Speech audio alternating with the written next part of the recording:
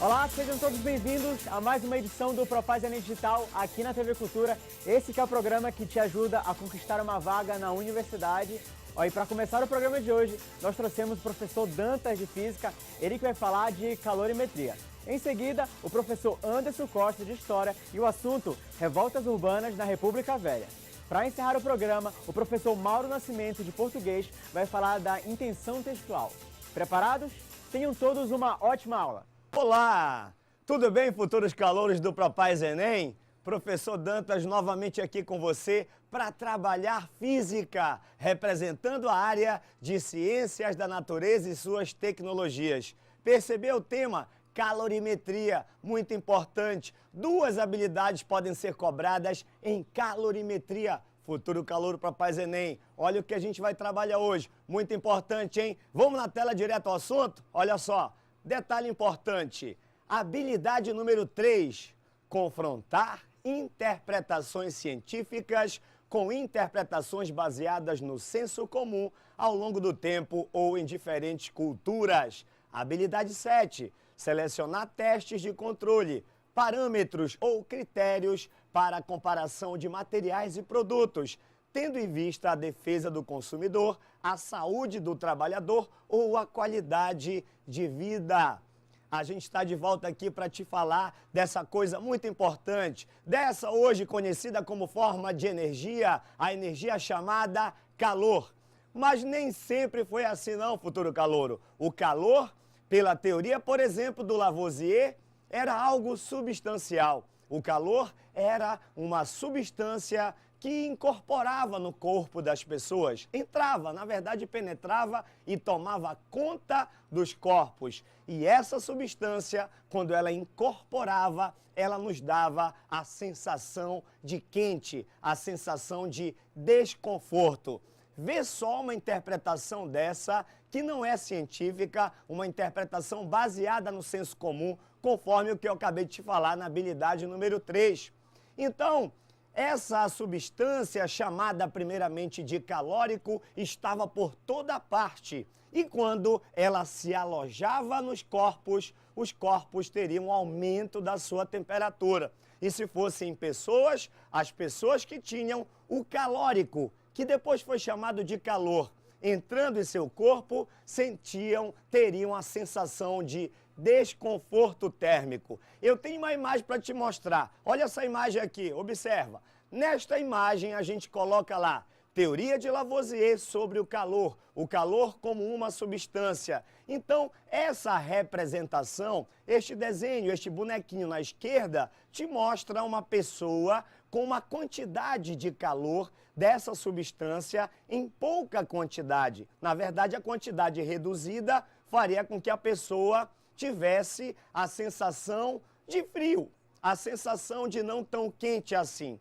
Mas na figura da direita, o que a gente mostrou ali foi uma pessoa com uma quantidade de calórico em excesso. E esta pessoa com a quantidade de calórico maior, ela teria, portanto, uma sensação de quente. Então, o calor como algo substancial que incorpora nas pessoas. Olha só essa dica importante. Olha para mim aqui, futuro calouro.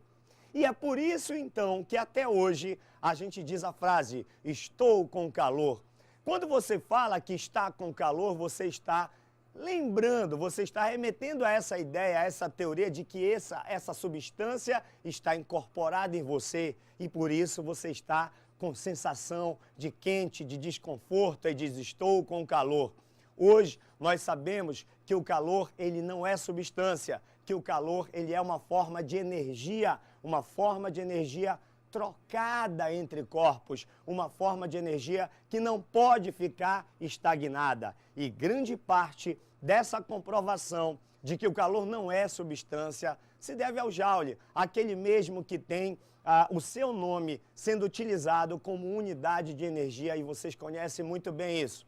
Então, olha só para mim aqui, o que eu tenho para te dizer. Calor não mais devemos considerar como algo substancial que incorpora e nos dá a sensação de quente, mas sim como uma forma de energia trocada entre corpos.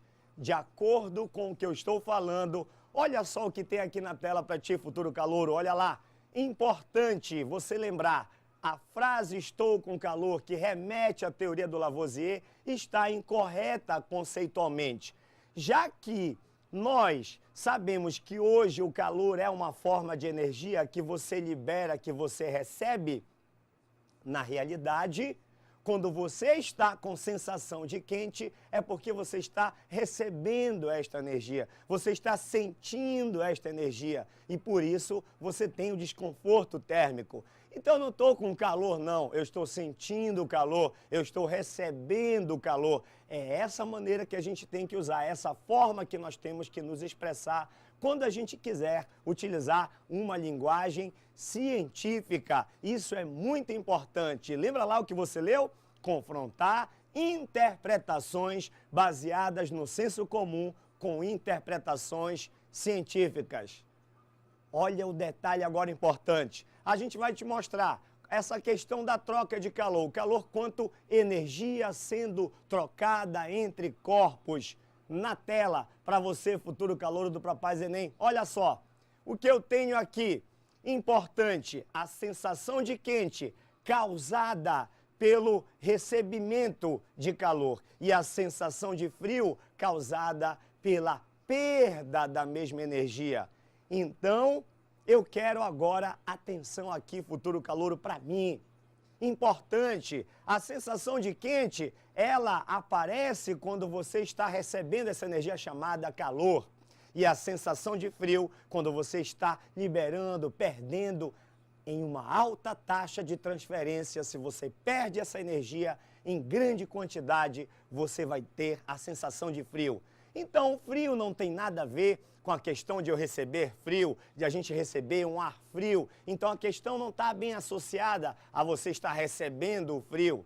Isso pode ter uma pequena ligação que no outro momento a gente comenta, mas a sensação de frio, ela acontece necessariamente porque o teu corpo começa a perder calor. E é por esse motivo que nós utilizamos certamente os cobertores, que é para evitar essa perda de calor do teu corpo para o ambiente. E agora, finalmente, a troca de calor mostrada aqui. Veja só, calor como uma energia em trânsito, portanto, como uma energia que é trocada entre corpos. A gente mostra na tela um corpo a 30 graus e um outro a 20 graus Celsius. E esses dois corpos trocando calor entre si. Você observou bem o detalhe? Que a troca de calor é mútua. Ela passa do quente para o frio e também do frio para o quente. Só que numa mais alta taxa de transferência do quente para o frio, dando um saldo positivo de transferência de calor do maior para aquele que está na menor temperatura. Isso aí é fundamental que você entenda. Aí você vai dizer assim, Dantas, e a condição de equilíbrio térmico? Olha para mim aqui. No equilíbrio térmico, acontece sim a troca de calor. Não tem essa história de que existe equilíbrio térmico e acabou a transferência, a troca de calor não existe mais. Ela existe de A para B, de B para C, ela existe, a troca de calor é mútua. Mas agora, se você pensar em 2, A e B, se há um equilíbrio térmico, se a temperatura, portanto, é a mesma, a taxa de transferência é a mesma. Eu tenho isso aqui na tela para te mostrar, eu preparei, esse é o Propaz Enem. Olha só na tela aqui, futuro calouro, 25 graus para cada um. Então, a taxa de transferência de calor agora é a mesma. Então, passa calor do vermelho para o amarelo e vice-versa, na mesma taxa de transferência. Isso vai gerar um saldo zero, por isso que a gente costuma a dizer, grosso modo, que não tem mais transferência de calor, que cessou a transferência de calor. Isso aí é muito importante.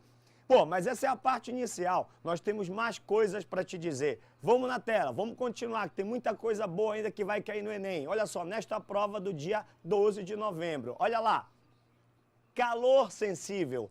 Calor é uma energia e nesse caso o calor sensível é a quantidade de calor que a substância absorve ou libera e que provoca apenas mudança na sua temperatura. O calor sensível é uma forma de energia que a substância libera, recebe só provoca mudança na temperatura. Esquece aquela história de derretimento do gelo, porque aí o calor envolvido é um outro tipo de calor.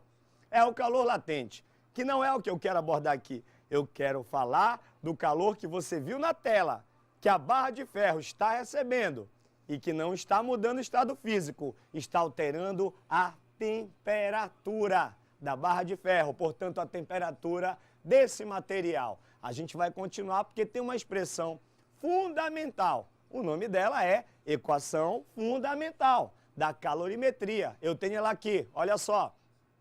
Essa equação é a conhecidíssima equação fundamental da calorimetria, onde o Q é a quantidade de calor, o M é a massa da substância envolvida, C, calor específico, uma particularidade da substância que vai sofrer essa variação de temperatura. E o ΔT é a variação de temperatura que a substância vai sofrer. Olha para mim aqui, futuro calouro. A quantidade de calor que uma substância absorve e que vai provocar uma variação de temperatura é proporcional à sua massa.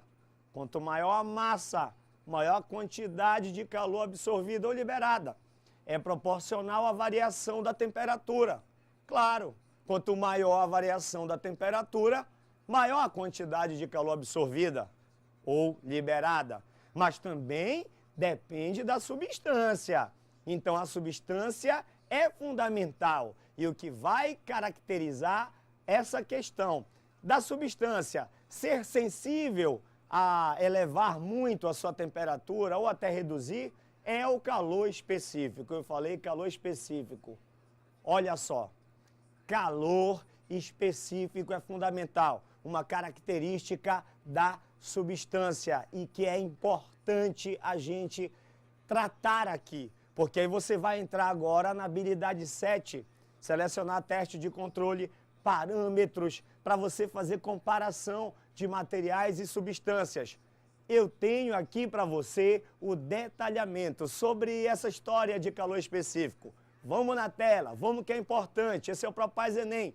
Olha só, se a gente der uma arrumada na equação fundamental da calorimetria, você vai perceber, conforme a gente tem na tela, que as substâncias que têm um alto calor específico, elas vão sofrer pequenas variações de temperatura.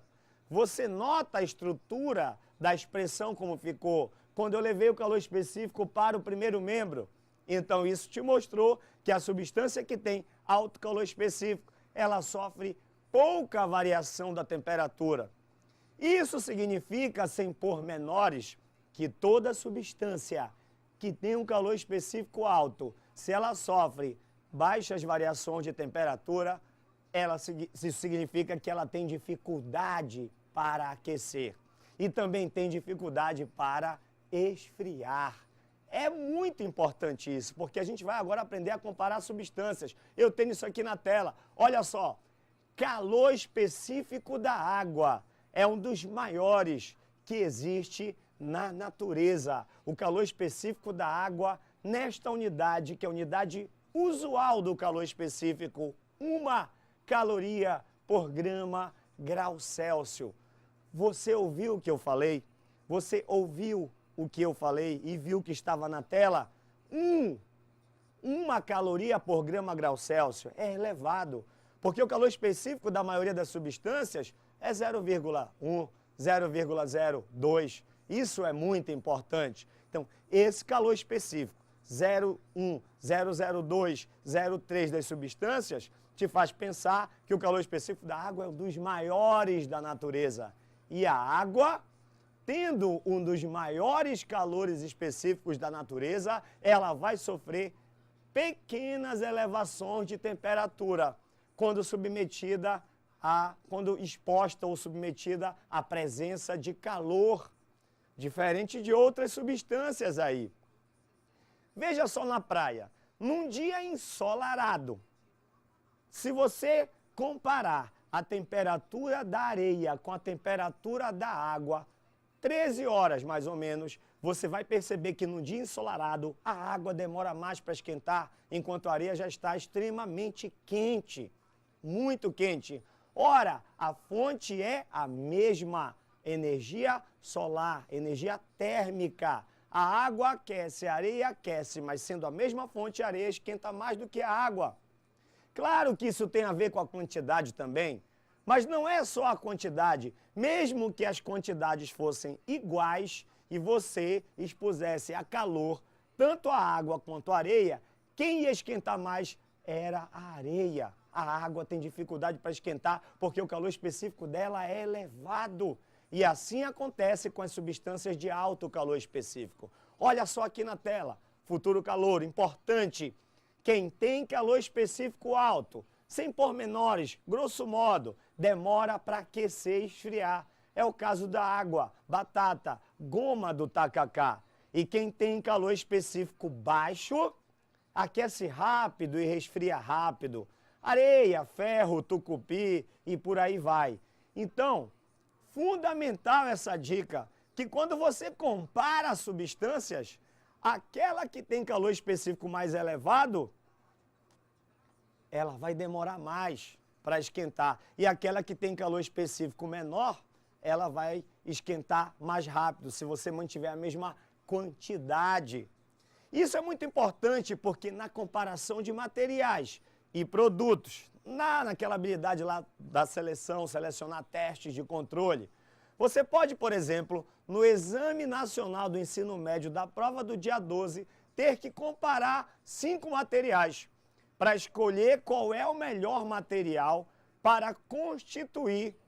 Vou citar um exemplo aqui que eu estou inventando agora. Melhor material para constituir o capacete de alguém que trabalha exposto ao sol. Manutenção da rede elétrica, por exemplo. E você vai escolher, então, para que o trabalhador possa ter mais conforto, o material que vai ter mais dificuldade para esquentar. Então, entre os materiais propostos numa lista, você vai escolher o material que tem o maior calor específico, porque ele vai ser o material que vai ter mais dificuldade para esquentar e que, portanto, é um material que vai dar mais conforto para ele. É dessa maneira que você terá um item falando sobre a habilidade 7, por exemplo, tá ok? Então, importante a questão do calor não mais como substância, mas como uma energia trocada. Importante, trocada entre corpos com temperaturas diferentes. Importante, o calor específico é uma espécie de sensibilidade da substância, se ela esquenta fácil ou não. E importante, escolher sempre a substância que tem calor específico mais alto para que possa esquentar menos e por um acaso dê conforto para uma roupa, para um banco de um automóvel, para constituir, por exemplo, um capacete. Esta aula da habilidade 3 e também a habilidade número 7 é importante para essa prova do dia 12, tá? O nosso evento lá, final do dia 29, vocês viram a maravilha que foi. Nós finalizamos os nossos aulões com aquele evento, com a presença de toda a equipe de professores. E nós estaremos de volta para fazer o programa final e dar as dicas finais para você, futuro calouro do Propaz Enem. Você vai entrar na universidade, essa vaga é sua. Até a próxima. Valeu!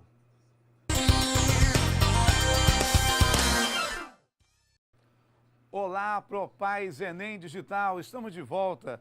Você já me conhece, eu sou o professor Anderson Costa, de História. Mas, na verdade, é Ciências Humanas e suas tecnologias. De volta, mais uma vez, tentando contribuir para você na sua aprovação para o Exame Nacional do Ensino Médio, o Enem. Bem, como sempre, temas relevantes. Aqueles temas cuja incidência, a possibilidade, a probabilidade de cair é muito alta. E, professor, qual é o tema que você vai trabalhar conosco hoje, professor? Vamos bater um papo sobre as revoltas urbanas na República Velha. Me acompanhe, por favor. Você sabe que, quando a nossa república foi proclamada, de pública tinha pouca coisa. Só para lembrar você o conceito, república vem do termo res, coisa pública, res pública, coisa pública.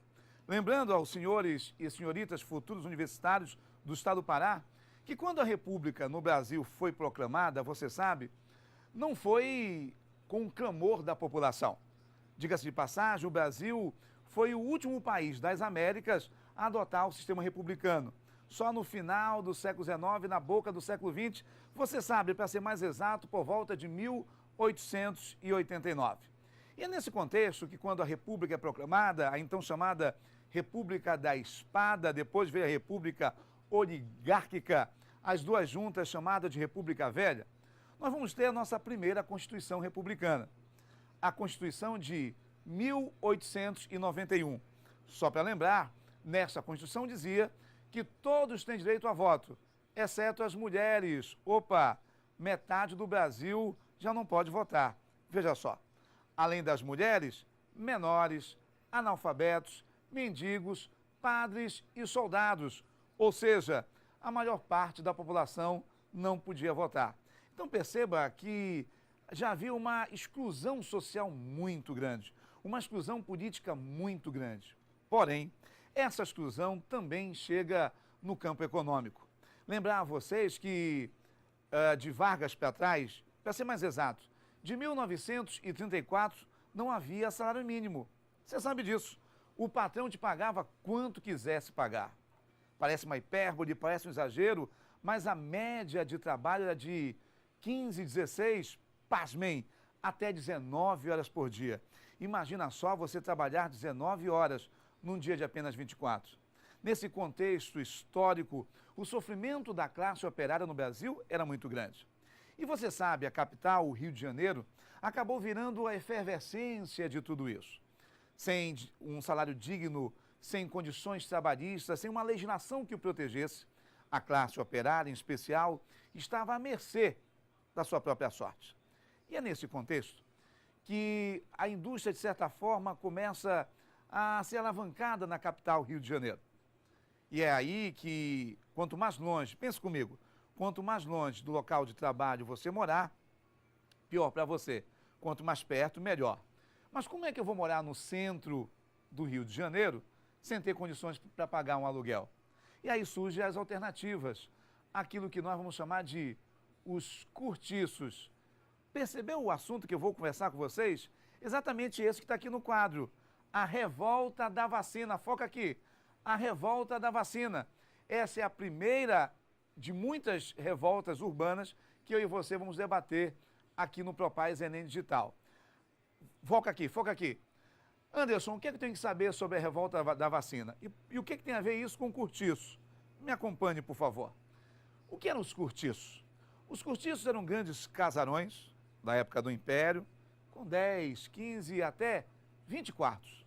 Casarões que, quando acaba a monarquia, quando a família real vai embora, esses cortiços serão tomados de posse por pessoas que vão passar a alugar esses quartos. Veja, 10 quartos, 10 famílias. 15 quartos, 15 famílias. Mas esses quartos não eram para abrigar famílias inteiras. Então perceba, nesses cortiços, 10, 15 quartos, no máximo 2 banheiros. No máximo 2 banheiros. Então você imagina a ebulição que foi isso? Quem trabalha 19 horas por dia, 16 que seja, acorda de madrugada, vê aquela fila quilométrica para ir ao banheiro, nem tempo para se higienizar se tinha. E aí, não há outra saída. Você fazia o número 1 e o número 2 no seu próprio quarto, em latas ou em pinicos. Trancava e ia trabalhar. 16 horas depois você voltava. Imagina o caos. Moscas, mosquitos, ratos que passam a transmitir doenças. Olha, aqui tem uma imagem de um cortiço da época. Foca aqui na tela. Não é? Esses casarões, as ruas completamente insalubres, sem saneamento básico. Isso era uma bomba relógio a ponto de explodir. Volta para cá. É nesse contexto histórico, futuros universitários do estado do Pará, que esses ratos, moscas e mosquitos transmitem várias doenças, especialmente 3 ganham destaque. A febre amarela, a varíola e, veja bem, uma doença medieval chamada de peste negra ou praga bubônica.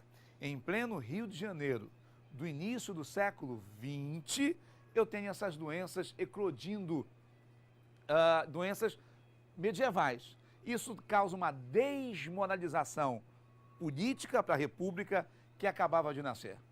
O presidente da época, não precisa gravar nome, mas o presidente da época era Rodrigues Alves.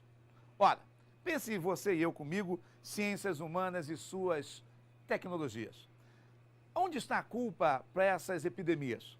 Onde está a culpa dessas doenças que se espalham pelo povo do Rio de Janeiro e pelas ruas do Rio de Janeiro? É do cidadão? Não. Não é que o trabalhador não fosse higiênico, não é que ele não quisesse se higienizar. Ele não tinha condições sociais para isso, não tinha nem tempo para isso. A culpa de tudo isso era do governo. A culpa de tudo isso era de uma república excludente.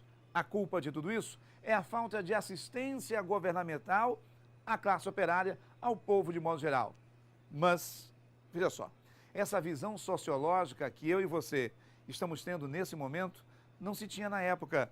Então, o diagnóstico do governo foi dizer que o culpado de tudo eram os cortiços e os seus habitantes. Veja só que ignorância sociológica, por assim dizer. A culpa é dos cortiços e dos seus habitantes. Solução? Vamos destruir os cortiços. Veja bem, Rodrigues Alves então chama o grande arquiteto Pereira Passos, que coincidentemente também era prefeito do Rio de Janeiro. É nesse contexto que Pereira Passos recebe a ordem: acabe com os cortiços. No lugar deles, construa estradas, ruas, praças, embeleze o Rio de Janeiro, transforme o Rio de Janeiro na cidade maravilhosa. E você deve estar se perguntando: mas professor Anderson, e os habitantes desses cortiços? Aí está a resposta. Pereira Passos pega a sua prancheta, arquiteta muito bem o embelezamento do Rio, mas ao invés de pegar um assistente social, um sociólogo que seja, para encontrar uma saída para os habitantes dos cortiços serem derrubados, isso não foi feito. No lugar de um assistente social, chamaram agentes de polícia. Exatamente isso. Bateu nas portas dos cortiços e deram a seguinte ordem: saiam, que nesse local vai ser construída praças, ruas, estradas. Serão construídos tudo isso. E o povo pergunta: e eu? Para onde nós vamos? Isso não é problema nosso. Resposta do governo: simplesmente houve um despejo. O povo desses cortiços foram despejados. Sem exagero, muitos chegaram até a morrer porque se recusaram a sair na política do famoso bota abaixo. Os cortiços foram derrubados, o Rio de Janeiro foi embelezado e o povo despejado. E Anderson, esse povo vai morar onde? Sem ter onde morar, eles olham para cima. Exatamente. Enxergam os morros cariocas, que, diga-se de passagem, estavam habitados por ex-escravos, por negros pobres, mas agora serão habitados por aquilo que nós vamos chamar de os homens brancos pobres, despejados pelo governo, pegam palha, pegam madeira, pegam lona, sobem os cortiços e constroem as suas choupanas, os seus casebres, os seus barracos. O grande problema é que enquanto o governo de Rodrigues Alves, no arquiteto Pereira Passos, gastava uma fortuna para embelezar o Rio, não foi gasto nenhum centavo para ajudar o povo a se organizar nesses morros. É nesse contexto que o povo sobe os morros, só que junto com ele os ratos vão juntos. As moscas e mosquitos também. E, obviamente, as doenças aumentam e até pioram. O Rio de Janeiro continua epidemizado. Lá no morro eu não tenho saneamento básico, eu não tenho esgoto ou algo nesse sentido. As doenças continuam, o contágio também. É nesse contexto que a segunda medida a ser tomada, depois do embelezamento, da urbanização do Rio de Janeiro, vai ser o saneamento. Para isso, chamaram o grande médico sanitarista Oswaldo Cruz. E Oswaldo Cruz, grande médico, mas também não tinha muitas noções de sociologia, não. Ele tenta bolar algumas saídas para isso. Por exemplo, pasmem, parece brincadeira o que eu vou dizer, mas acreditem, é a mais pura verdade.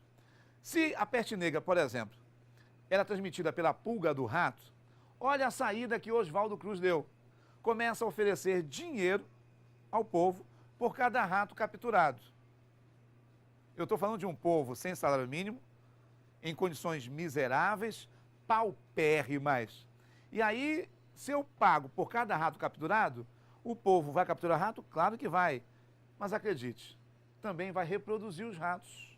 Sim, parece exagero, né? Mas é mais para a verdade. Vão manipular os ratos, vão botar coleira em rato, ver quem é macho, quem é fêmea, passar a reproduzir esses ratos nos quintais e até nos seus próprios quartos. Fazendas de ratos, exatamente isso.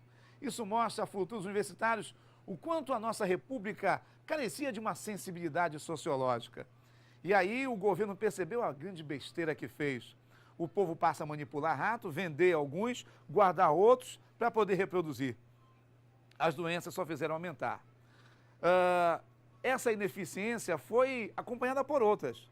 No que diz respeito, por exemplo, aos mosquitos, às moscas, não é?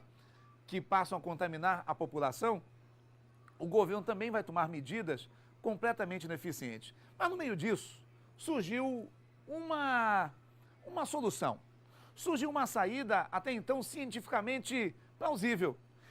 Tinha, além da peste negra, da febre amarela, descobrido que a varíola podia ser combatida por uma vacina. Vacina que seria importada da Europa, cuja eficiência foi comprovada. E aí o governo não economizou. Mandou buscar grandes estoques de vacinas para cá, para o Brasil, para vacinar a população. Foi quando o Oswaldo Cruz, a mando do governo, obviamente, baixa o decreto da vacinação obrigatória, dizendo que a população seria obrigada a abrir as portas das suas casas para poder receber a vacinação. E aí vai começar aquilo que eu, você, a história e o Enem vão chamar de a revolta da vacina. Mas espera aí, professor Anderson, calma. Calma aí, professor. O senhor está me dizendo que o governo baixa o decreto, dizendo que a população seria vacinada em casa e o povo se revolta? Se hoje, professor, eu vou me vacinar e falta a vacina, eu faço onda. Se hoje, professor, eu não quero pegar fila, eu daria graças a Deus se o vacinador fosse na minha casa me vacinar. E por que o povo vai revoltar? Vai se revoltar? Me acompanhe, por favor. O primeiro passo é entender como isso aconteceu.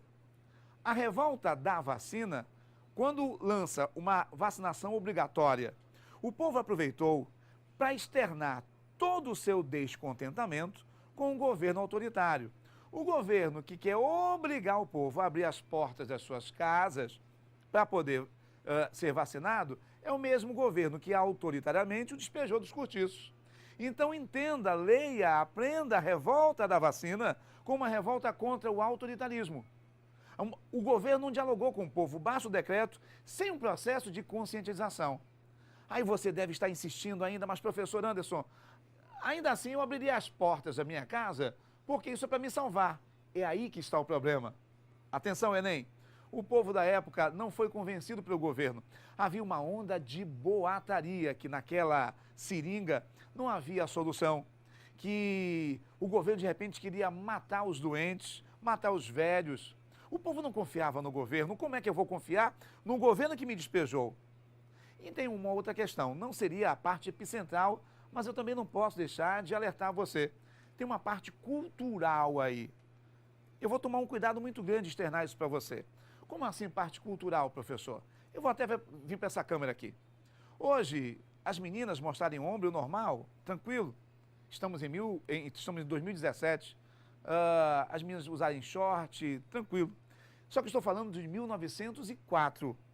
Acredite, pasmem, não se viu o ombro de uma mulher. Não se via o tornozelo de uma mulher.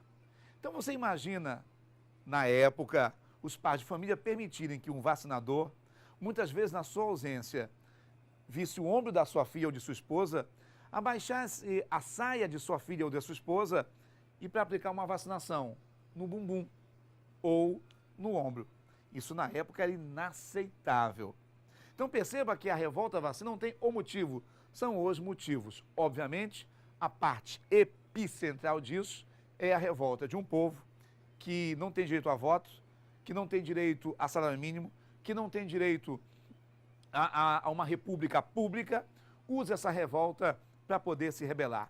Para dizer ao governo, ei, respeite-me, quer me vacinar? Me convence que essa vacina é eficiente. Me convence que você está preocupado comigo e não com um governo que me exclui. A revolta da vacina deve ser estudada por você como uma revolta republicana contra a exclusão que o povo sofreu nessa república. Deu para entender? Deu para captar? Esse é um grande tema. Além dessa revolta, viram outras, como por exemplo a revolta da chibata. Mas isso é no próximo programa. Eu, você, a história e o Enem, junto com a cultura, querendo a sua aprovação. Propaz Enem. Até a próxima.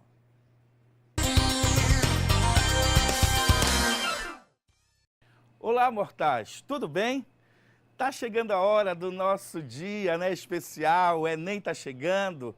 E hoje nós vamos de linguagens, códigos e suas tecnologias mais uma vez para acabar com todas as dúvidas que ainda existem aí nessa tua cabecinha.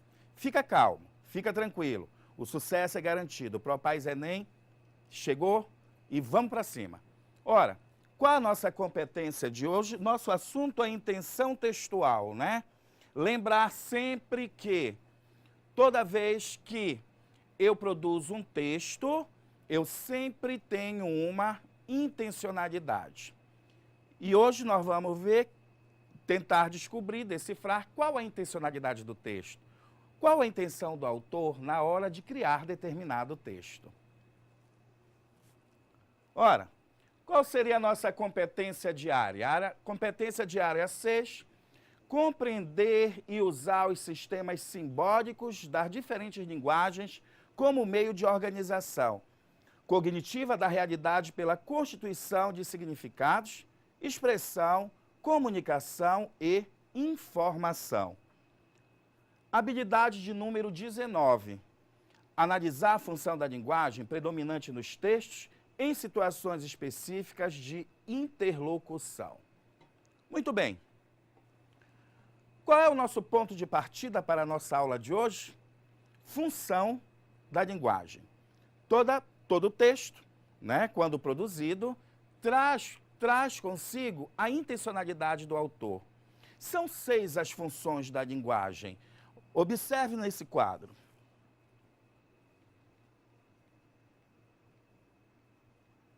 Aqui, ó. Função emotiva da linguagem. Onde é o foco principal? No emissor, né? A função emotiva traz como elemento principal o emissor que produziu o texto. Função apelativa, também conhecida por função conativa. Foco principal dessa função é o receptor. Função poética, a mensagem é o principal elemento aí, o principal foco. Função metalinguística, também chamada de função metalinguagem. É o código pelo próprio código, é a língua pela própria língua. Função referencial, qual o foco principal? O referente, né? O ponto de partida ali da mensagem. Função fática, nada mais é que o canal de comunicação, né? É o discurso, é o início, o meio e o fim de um processo comunicativo. Muito bem. Após a mostra desse quadro, você percebeu que cada função da linguagem tem um objetivo, que nós chamamos aqui de intenção. E o Enem quer saber se você consegue perceber qual a intenção do autor de determinado texto ao construir aquela mensagem. Vamos ver isso na prática? Vamos colocar isso dentro do contexto?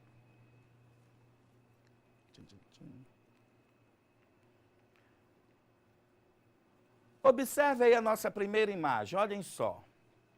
Uau, eu venci, eu sou demais, consegui aprovação, ninguém me segura. Muito bem. Lembrei agora dos nossos alunos que estão aí assistindo a nossa aula, né? Nossos alunos do Propaz Enem, do PPE. Eu venci, eu sou demais, ninguém me segura. Perceba que o predomínio claro da primeira pessoa, eu venci, eu sou melhor, eu vou conseguir tudo que eu quero, né? Observa que aí Eu, enquanto autor do texto, sou o centro das atenções. O meu eu se faz presente. É o autor como centro, como objetivo principal da mensagem. De que função nós estamos falando? Função emotiva da linguagem, também chamada de função expressiva. Vamos lá? Função emotiva da linguagem. Predomínio de que pessoa? Primeira pessoa. Objetivo principal, o autor é o centro das atenções. Tudo gira em torno daquilo que ele fala, daquilo que ele sente. Vamos para mais um exemplo?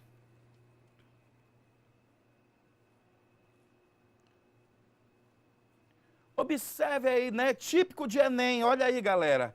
Esse gênero textual aí. Oi, eu, Calvin. Como vai? Belo dia lá fora, não? Yeah.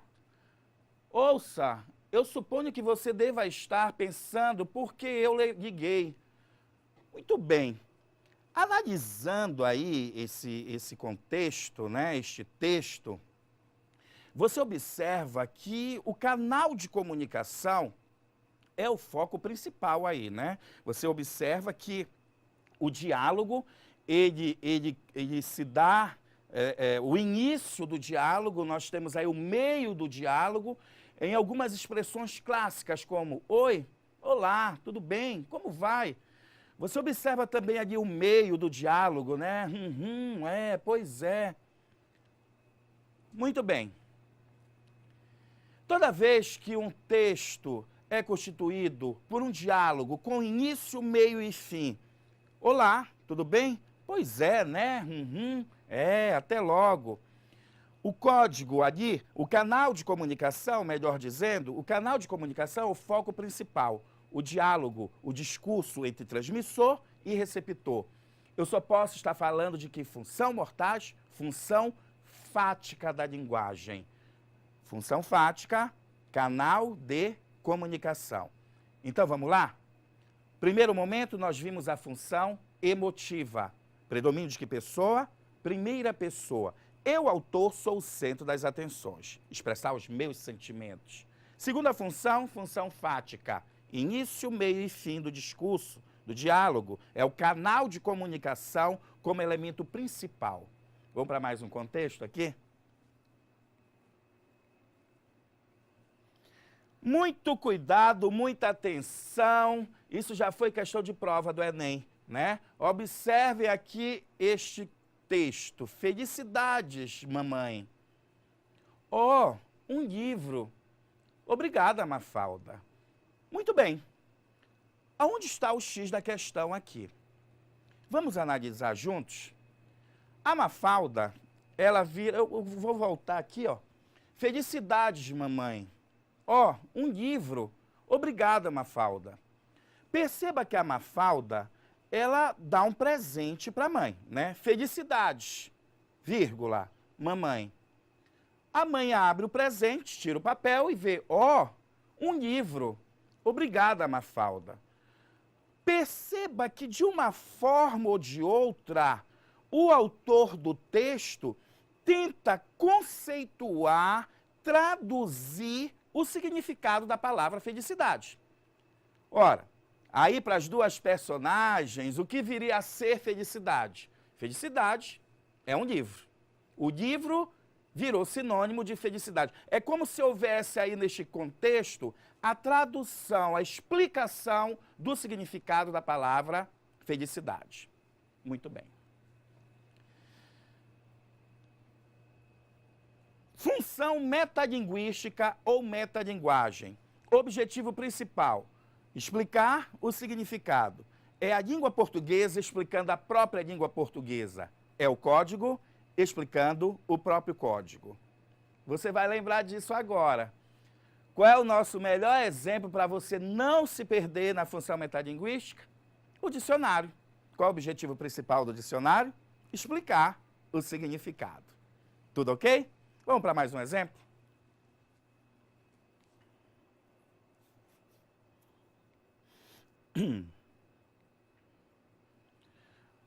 Muito bem. Vamos essa outra construção aqui, ó. Tem garoto novo no pedaço. propaganda aí do chocolate Garoto. Bom, de imediato você já vê o gênero textual, propaganda, e o gênero textual propaganda tem como objetivo principal o quê? Persuadir, né? Induzir. Neste caso, a propaganda aí vem como objetivo de venda dos produtos Garoto. Tem Garoto novo no pedaço. Essa função é caracterizada pela persuasão, né? Pela ordem. Que ordem está sendo atribuída aí? Você observe que tem um novo chocolate, uma nova vertente aí do chocolate Garoto e você tem que comprar. Tem garoto novo no pedaço. Quer que o autor quer dizer? Compre o chocolate Garoto. Muito bem. A função apelativa ou conativa da linguagem tem como objetivo principal persuadir, induzir a prática de uma ação.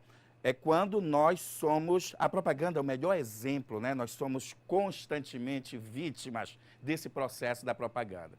Se eu estou te persuadindo, se eu estou te induzindo à prática de uma ação, função da linguagem denominada de apelativa ou conativa. Vamos ver mais um exemplo aqui. Observem essa construção textual, olha aí. Átomo divisível, montanha móvel, certeza volúvel, mundo delével, aço inoxidável. Não é muito difícil perceber que aqui nós temos a função poética. Observe a característica principal aí desse texto, a estética, a forma. Ocorreu a preocupação do autor com a forma, com a estética. A função poética da linguagem traz, né, essa característica da preocupação estética, da ocorrência de linguagem figurada, da sonoridade, das rimas. É uma das funções mais bem fáceis da gente perceber. Ok? Vamos ver mais um exemplo aqui. Chegamos aí, né, na função referencial, como melhor forma de você perceber o jornal, né? O jornal tem como objetivo principal a informação. Obama toma posse com promessa de reconstruir os Estados Unidos e liderar o mundo. Perceba que o maior objetivo desse texto é a informação. Nós falamos do Obama, falamos dele, predomínio da terceira pessoa. Observa que na construção textual nós não temos uma linguagem figurada, temos predominantemente a denotação, jamais a conotação ocorre na função referencial. Muito bem. Função referencial da linguagem, predomínio da terceira pessoa. Eu, enquanto autor, utilizando a função referencial, eu não posso me envolver no contexto. Eu apenas retrato os fatos do jeito que eles aconteceram. Linguagem real, linguagem denotativa. Ok. Vamos fazer uma leve, né? Olha aí. Funções da linguagem, então, quais são as funções da linguagem? Emotiva, apelativa, poética, metalinguística, referencial e função fática.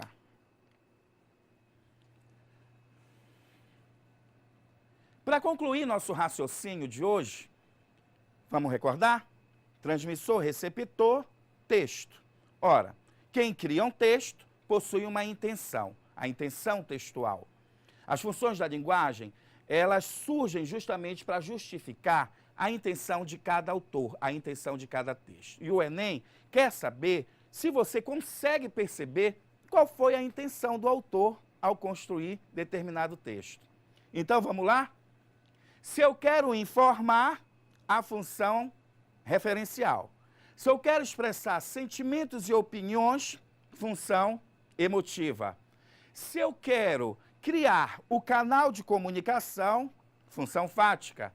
Se eu quero explicar o código, o significado, função metalinguística. Se eu quero persuadir, induzir a prática de uma ação, função apelativa ou conativa. E ora, temos por último aí, não menos importante, a função poética, que apresenta a sua estética, rimas, uma linguagem figurada, onde o autor se preocupa com a forma do texto. Chegamos ao fim de mais uma aula. Propaz Enem é isso, é a solução. Vamos junto, nós vamos vencer. Estamos juntos nessa luta com você, estudantes de todo o estado do Pará. Propaz Enem, mortais, é isso aí, valeu.